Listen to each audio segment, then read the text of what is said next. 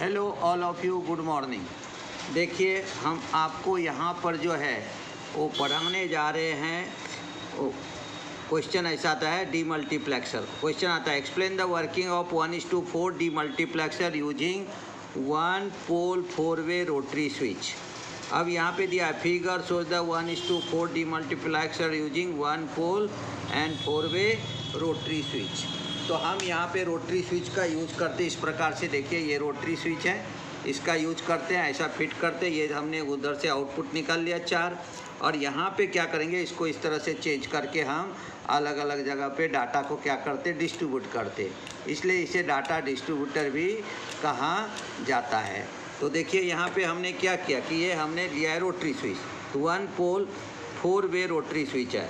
तो ये पोल हो गया जिसको दे देंगे डाटा इनपुट, और ये 4 वे हो गया हमारा, वे 1 वे 2 वे 3 वे 4, जहाँ पे हमने डाटा आउटपुट लाइन ले लिया Y0 Y1 Y2 और Y3।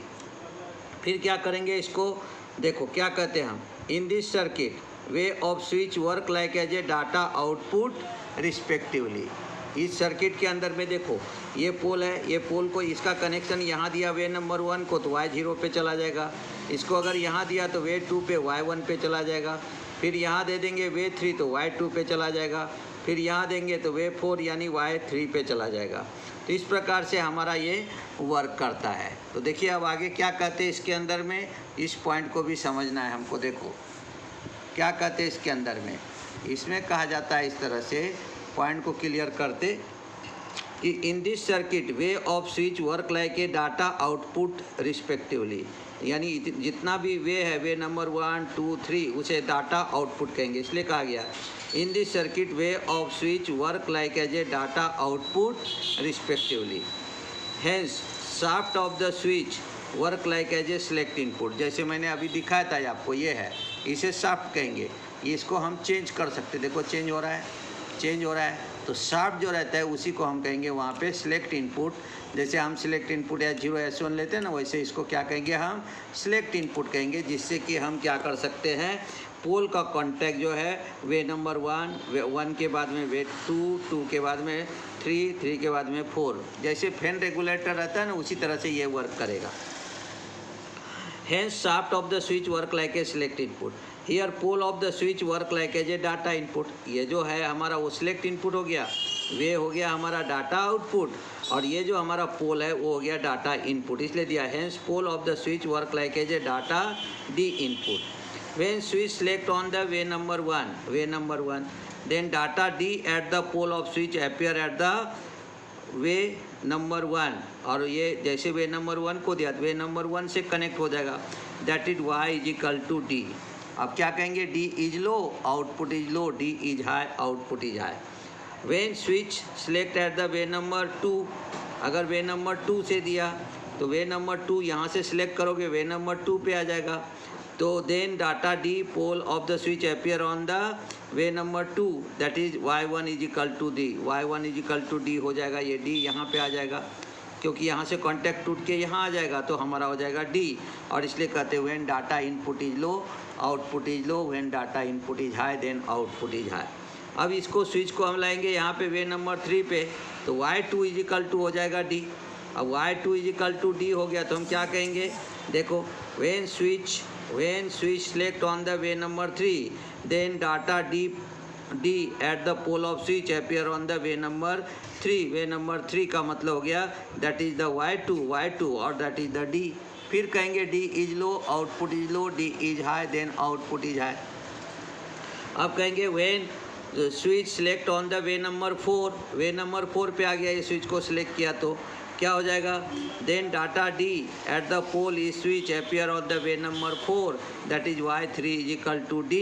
और इसलिए कहा जाता है if D is low output is low, D is high then output is high. इस प्रकार से हम उसे वर्क करते हैं। इसलिए दिया है लास्ट में, thus if D is low output is low and D is high then output is high.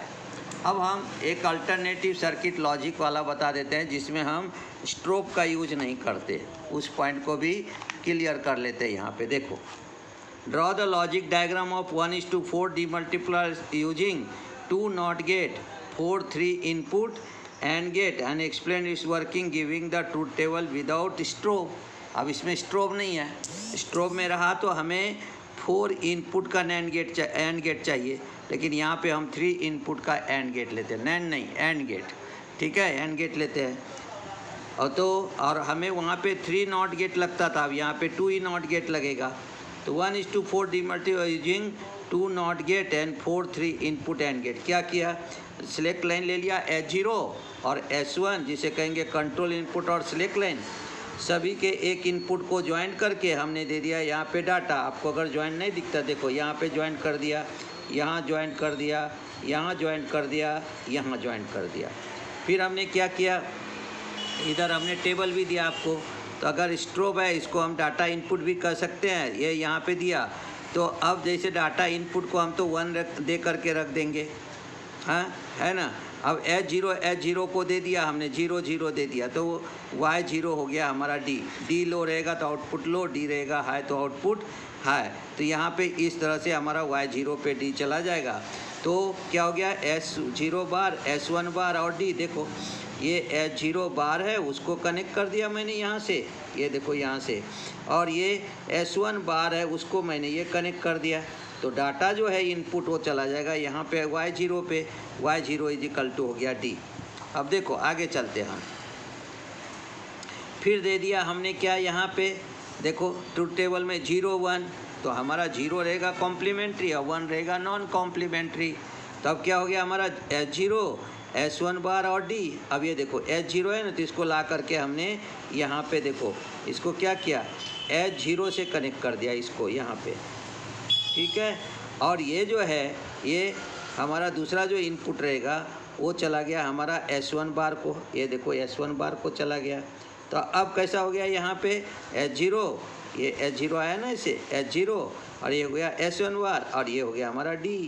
अब क्या हो जाएगा, A1 गेट अनेबल हो जाएगा, इसलिए आउटपुट आ जाएगा Y1 = D।